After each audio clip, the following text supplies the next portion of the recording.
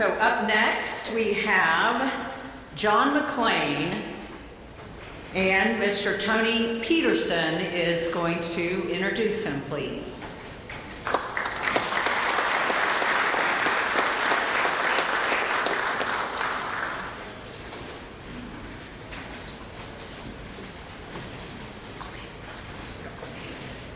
Thank you very much.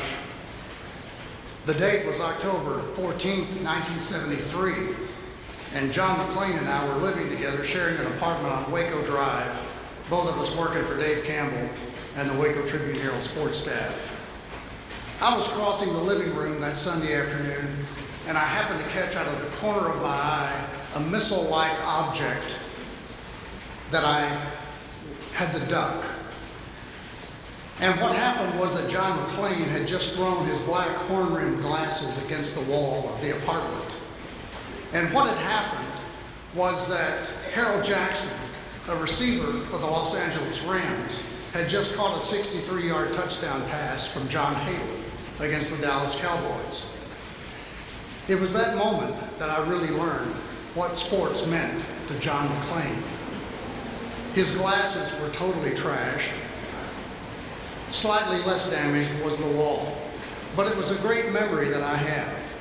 It was a bad day for the Cowboys and a bad day for Cowboy fans, and a very good one for the Rams and Harold Jackson, who actually had his best day as a professional that day. In his classic book, Confessions of a Washed-Up Sports Writer, the great Texas writer Gary Cartwright described many events of his life, including covering the Dallas Cowboys for the Dallas Morning News.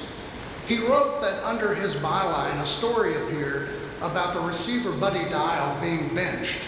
And he was benched, according to this story, because Tom Landry, the coach, thought he just wasn't playing very well. But there was only one thing wrong with that story. And I quote from Gary Cartwright's book, "I didn't even write that. I was drunk. 3 friends wrote it for me. I have done as much for them. Sports writers," Cartwright concluded, "will always pull you out of a ditch." I would have been in a heck of a ditch in 1980 if John McClain hadn't performed well as a young reporter covering the Houston Oilers for the Houston Chronicle. At the age of 29, I was a young and inexperienced sports editor, and I appointed a young and inexperienced writer from Waco, Texas, to cover the most important sports beat on the newspaper. I overlooked other, more experienced writers, and there was a buzz in the newsroom about it. But the fact is, John did perform, and it became clear that he would outwork and outreport anyone on any beat on any newspaper. He landed important interviews for a new and expanded sports section of the Chronicle. He called, among many other greats, figures like Joe DiMaggio, Charlie Finley, Bill Veeck, and George Halas. McClain actually talked with DiMaggio one afternoon. DiMaggio actually picked up the phone and answered the after-hours call at his San Francisco restaurant. And McClain told him he wanted an interview and ran through several dates. The Yankee Clipper couldn't have been nicer, but it was clear that eventually he had no intention of giving any interviews, least of all to John McClain. McClain did get important interviews with Veeck and Halas. He got the story of when Veeck went to visit Al Capone, and he asked the mobster for some of his whiskey because his dad was suffering a painful decline with cancer, and the pain medications were inadequate. It was during Prohibition, and yet a case of Al Capone's best whiskey was delivered every week to Veeck's father. With Halas, McClain got a significant sports story that tied together a long string that connected Babe Ruth, Jim Thorpe, Gale Sayers, and Dick Butkus. McClain got a lengthy interview with the legendary Sammy Baugh, and it was punctuated by McClain and Baugh peeing off the front porch of Baugh's Ranch in Rotan, Texas. In the interregnum, after the Oilers went to Nashville in 1996 and left Houston without a team, McClain became very good friends with Bob McNair. He also became the NFL beat writer, covering the best games in the league every week. With McNair, he finally got an interview at McNair's River Oaks home, and he went to what he thought was McNair's home. He went in, introduced himself, and there was a housekeeper there, and the housekeeper gave McClain a Coke and a tour of the house. After time for the interview passed, it turned out that McClain was in the wrong house. He got a nice tour of a River Oaks mansion that happened to belong to the owner of the Houston Rockets. There was also the time after that McClain picked up word that Bob McNair may have been negotiating for a new coach. McClain was in front of the house, the right one this time, and there was a yard crew working in McNair's lawn in River Oaks. And those of you who know River Oaks know what kind of a lawn it must be. And McClain put on a scuzzy t-shirt and an old baseball cap, and he picked up a yard rake with the yard crew, and he started raking the yard. And he raked around the side of the River Oaks house where McNair lived, knowing that he might get a peek inside McNair's study and find out who he was interviewing. Actually, McNair's wife Janice had closed the door and knew that something might be up and blocked the view of anyone outside. I could regale you lengthy stories about McClain's expense accounts over the years, both as the time I was sports editor and then managing editor. Without question, his expense accounts were some of his most creative writing. I ended up approving most of them, and one that had merit was his renting an expensive hotel room at a local Houston hotel so he could spy on the negotiations between the Houston Oilers and Alonzo Highsmith. McClain also played a key role in bringing to light a famous Waco incident in which Baylor coach Grant Taft ate a worm in order to fire up his team. And the result was a huge upset win over Texas in 1978. But with all the stories, with all the hijinks that go with modern sports journalism, McClain is a member of the Pro Football Hall of Fame and now the Texas Sports Hall of Fame. He's been a voting member of the selection committee of the Pro Football Hall of Fame for 30 years and for the selection committee for this hall for 25 years. Just in the last few weeks, he became a first member of the John McClain Media Wall of Fame established by the Houston Texans. He's been a multimedia star of sports radio in numerous markets, including here in Waco. He's had an acting role in 8 movies and has held a Screen Actors Guild card for 20 years. Over the years, McClain earned the trust of thousands of athletes, coaches, trainers, and club executives. He knows and respects the fundamentals of journalism, and that includes when something is given on background, or is intended to be not for attribution, or is intended to be completely off the record. Dave Campbell taught every one of us who worked for him about accuracy and fairness. And above all else for Dave, it was about fairness. John and I have had a deep and abiding personal friendship that has spanned more than 50 years, with bonds in Waco, Houston, Baylor University, and of course mentorship from the great Dave Campbell and the great Baylor journalism professor David McCann, who's here tonight. And it's my honor to present my best friend, John McClain, as a member of the Texas Sports Hall of Fame.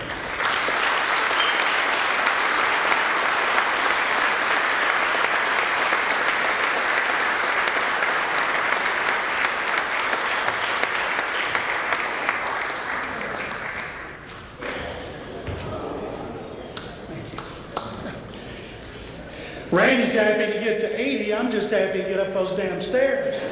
Jesus. Jay. By the way, 29-year-old Tony Peterson put me on the Oilers, not because he thought I was any good, because of all the stories I knew about him from when we lived together here in Waco. I want to thank the Texas Sports Hall of Fame. You guys have had your hands full now for the last 2 years doing all your inductions. You've done a great job, Jay, Genesis, Krista. You guys have done a tremendous job, and I hope people recognize it. I want to thank the selection committee for giving me this honor tonight, and I want to thank my fellow inductees, and especially Shireen Williams, been one of my best friends for 30 years. We've had so many wonderful moments in the NFL, covering Super Bowls, Pro Bowls, combines, drafts. And Shereen, it's an honor to share this podium with you tonight. And something I've never,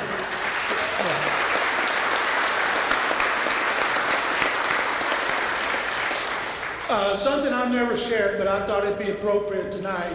When I was working at the Waco Tribune-Herald for Dave Campbell in Hollis Middle, his right-hand man, assistant sports editor, actually hired me.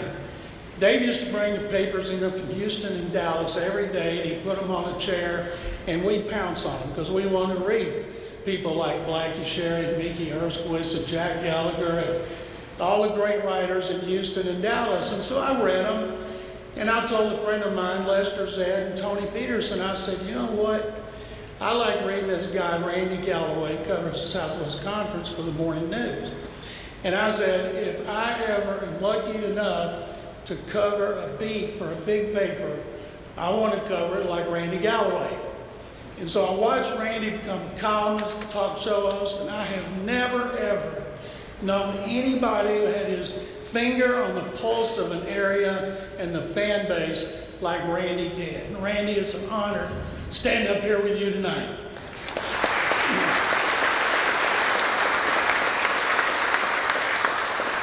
I wouldn't be here 51 years after I started the Trib without three people I want to mention as my mentors. Tony Peterson is one of them. Tony got me hired in Waco.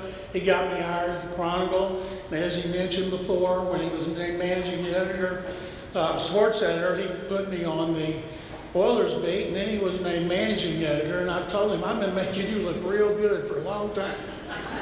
Thank you for making me look good tonight, Tony. I do appreciate it. David McCam, 88 and still going strong. He's here tonight. David was the head of journalism at Baylor when I was working 60 hours a week at the Tribune-Herald and struggling big time to get through school. And David knew that. David was a great mentor, and he didn't take it easy on me, but he understood what guys like Tony and I were going through, going to school full time and working 60 hours a week for Dave Campbell in Hollis Middle. So David helped me become a writer. He helped my reporting. He helped the way to interview. And David, thank you very much for that. Thank you for being here. The other one's not here. He died in December.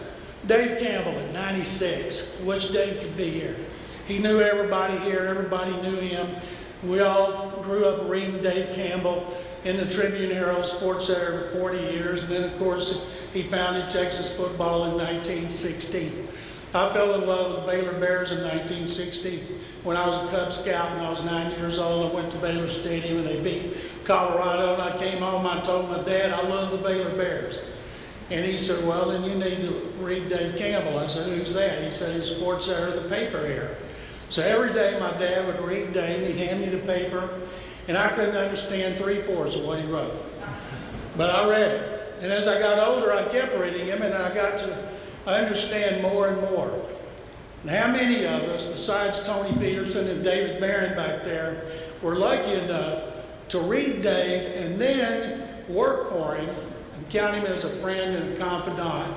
And we're three of the luckiest journalists who've ever been in this state, because Dave Campbell was an unbelievable man and a great writer. And he and Hollis Middle are missed by so many people who knew them through the years, through the decades, and I certainly wish they were here tonight. I want to thank my wife, Carol. We're working on our, I think there's 34 years. And Carol's been great to me, and she's meant so much to me because she's a big sports fan. And we argue about a lot of things, and we argue about sports too. And it's been a pleasure experiencing sports with my wife, because I have people tell me a lot, man, I wish my wife liked sports like Carol does. I said, you like to argue? She's a fish out of water because she grew up in Maryland as a diehard Commanders fan. And then she hates the Cowboys. I know this is the wrong place for you to be. But Carol's been great. I got so many friends here tonight, co-workers who've come from Houston, the Metroplex. I've seen people in Waco tonight that I haven't seen in years, heard from them, and I hadn't heard from them in decades. And thank you guys for coming. It means so much. I've always said on the radio in Houston, I haven't worked a day since I mowed yards here when I was a teenager. Talking and writing about sports is not work. It's a blessing. And I've been privileged to do it for a long time. And one of the reasons my job is so great, I got treated like royalty by everybody at the Chronicle. I retired from the Chronicle March 31st in my 47th year. I had 10 sports editors, 3 of them are here tonight, Tony Peterson, Dan Cunningham, and Reed LeMans. Thank you guys for giving me the opportunity to do my job the best that I could do it. I appreciate your support and your guidance and your advice through the decades, and I really appreciate you being here tonight. Thank you.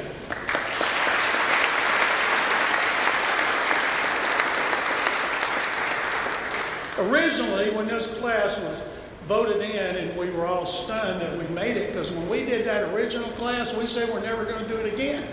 There's nobody can equal the icons of journalism that we voted in. It was actually Brad Shand first brought it up in a meeting in which Dave Campbell couldn't attend. He was at a funeral, and he asked for me to oversee it. Dave never would let media in the Hall of Fame. He said, we report the news, we don't make it. And he had to go to a funeral, and he said, well, you run the meeting. I said, sure. And we're in there, and Brad goes, hey, what would we think about maybe considering putting a class of media in the Hall of Fame? He said, well, Dave wouldn't go for it. Well, Dave wasn't there. Steve Fallon, who's here, Steve was the executive director, and Steve said it's against the bylaws. And we said, can we change them? He said, let me look. He said, you can. We did. And we voted them in the class, and we said, this is it. It's a one-time thing. You know, the writers were Dave Campbell, Blackie Sherritt, Dan Jenkins, and Mickey Erskowitz.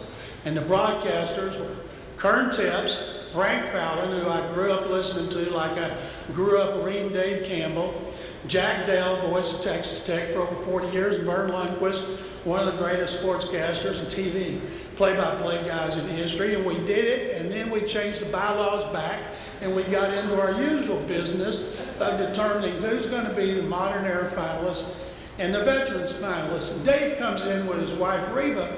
He said, what are y'all still doing here? And it got real quiet. Somebody said, well, McClain, you tell him. He said, tell me what? I said, well, Mr. Campbell, we voted a class of media into the Hall of Fame, eight, and you're one of them. He goes, oh, no, we're not going to do that. I said, we did it. Well, we'll change it back. No, he said it's against the bylaws. We changed them. He looks over at Steve Fallon, and Steve's nodding, yeah, we changed them. And while he was complaining, Reba comes over and leans down and said, honey, he loves it. I guarantee you he'll be happy to participate. We had that induction in Houston at the JW Marriott, and I was honored that they selected me to introduce him. And you talk about a great night. Blackie Sherritt was the only one who couldn't attend. Blackie's health was too bad, but we said we were never going to do it again. When I found out that I was part of this class, David Barrett and Melanie Hauser on the committee were driving back to Houston. I couldn't go to the meeting because I had to cover the Texans, and they said, well, guess what? I said, what? Well, we voted second class media into the Hall of Fame. I said, great, he's in there. And they said, well, you're one of them. And I was flabbergasted. I said, what? And they told me, and I thanked them. I went in the house and I told my wife, Carol, you're not going to believe this. She said, what? I said, I just got voted the greatest honor of my life. She said, what? I said, I'm going into the Texas Sports Hall of Fame. And she said, well, congratulations.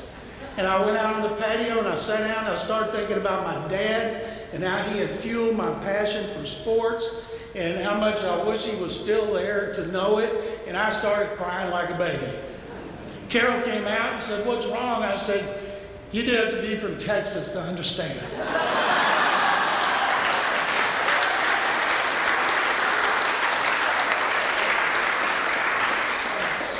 I went to Crestview Elementary, Tennyson Junior High, Richfield High School, MCC, and Baylor. Graduated from Baylor in '75.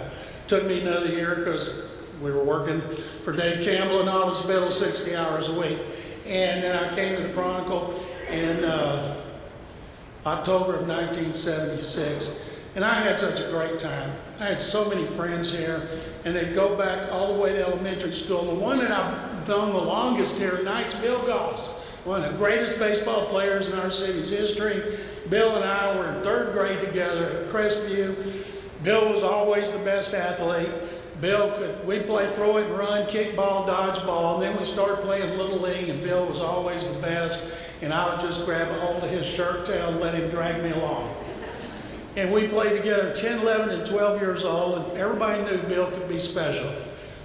And I told my dad for 3 years, the greatest honor you could ever have is to be voted to a Little League All-Star team. And when my manager, Buster Blaine, called me and he said, "Well, Johnny, I got some good news." "What's that, Mr. Blaine?" "You made the Northwestern All-Star team."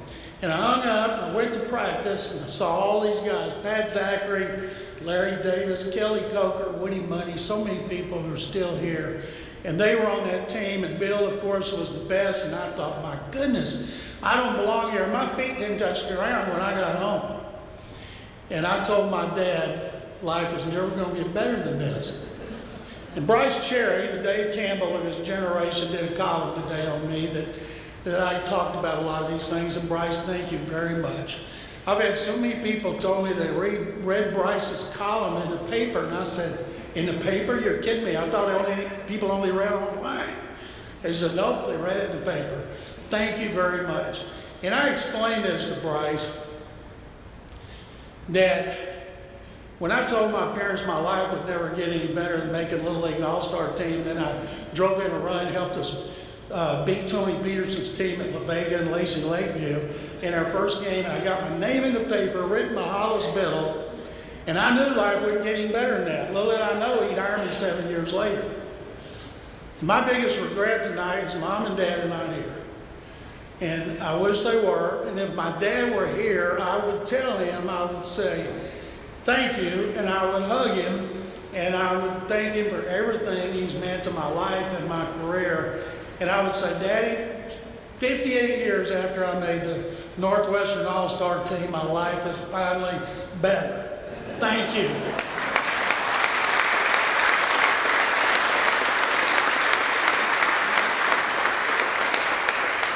I'm a proud Wacoan. I'm a proud graduate of Baylor, and I'm proud to be here tonight because I am a member of the Texas Sports Hall of Fame. Thank you from the bottom of my heart. Sick 'em Bears, and hopefully I won't fall down these damn stairs. Thank you.